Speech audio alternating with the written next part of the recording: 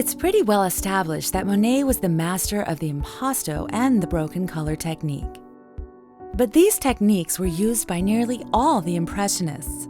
What makes Monet special was the awesome things he did with those techniques.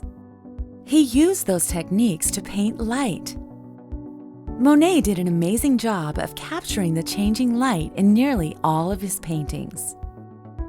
He painted sunrises, daylight, twilight, sunset, rainy days, foggy days, and so on. He was the most talented impressionist at using color to show the effect of light on his subjects.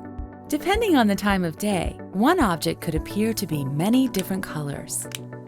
He explored this concept often by doing a series of paintings on one subject. For example, his haystack series or bridge series show the subject at many different times of day or during different kinds of weather. Painting the effect of light isn't something that is practiced by many recent artists. Let's get inspired by light. We're going to create an Impressionist painting that showcases how pretty sunlight can be. You'll need your pastels, paper, and a pencil for this project. Remember that to create any painting in the Impressionist style, you will be using the impasto and broken color technique. First off, you'll need to get outside. It's probably best if you sit outside and paint en plein air, like Monet did. Always make an outline of what you want to paint with the pencil first. Do this inside so that when you are outside, you just have to focus on filling in the colors. Think about what time of day you want to paint. The time of day you choose to paint will drastically affect the colors in your painting. For example, during a sunrise, there will be lots of yellows, oranges, and reds. During twilight, you will see more pink, purples, and blues. At sunset, you may see orange, purple, and yellow. Even the weather can affect what color a subject may appear. On a rainy day, an ocean or a river may look brown, green, or a darker blue. On a sunny day, it may appear a more bright blue. Once you're outside, pick a subject that you want to paint. Keep it simple. It's not about how well you can represent the subject. It's about how well you can showcase the effect of the light on your subject. You want to try and capture the mood of the day. Basically, you want to give the viewer an impression of the subject. Monet usually painted landscapes and nature scenes. One word of advice is to choose to paint something that doesn't move.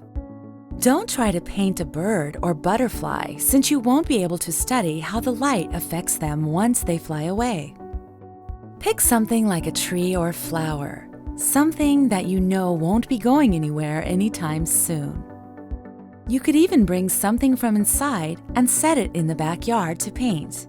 Once you have a subject, don't just paint the color you know the subject is, but paint the color the subject appears to be. For example, you may be painting a green tree, but maybe the sunlight is making it appear orangey or reddish. The light can make a subject appear a different color. Using your pastels, make short strokes of color. Make sure you use the broken color technique by placing different strokes of color next to each other. Try to paint quickly so you can capture a moment in time. The light isn't going to wait around for you. Let's use an example to help clarify. Let's pretend you want to paint a cloud outside. Depending on what time of day you're painting, the cloud could appear white, gray, pink, orange, lots of different colors. Let's say we're painting a cloud during twilight and the cloud appears pinkish. You would then use the Impressionist techniques to paint the cloud pink. Now it's time for you to get painting. Painting the changing light is something a lot of Impressionists did, but Monet was the best at it. Chances are your painting may not exactly resemble a world-famous Monet, but that's okay. Choose a time of day that will make your subject very bright and colorful. And most importantly, get outside and have fun taking inspiration from the changing light.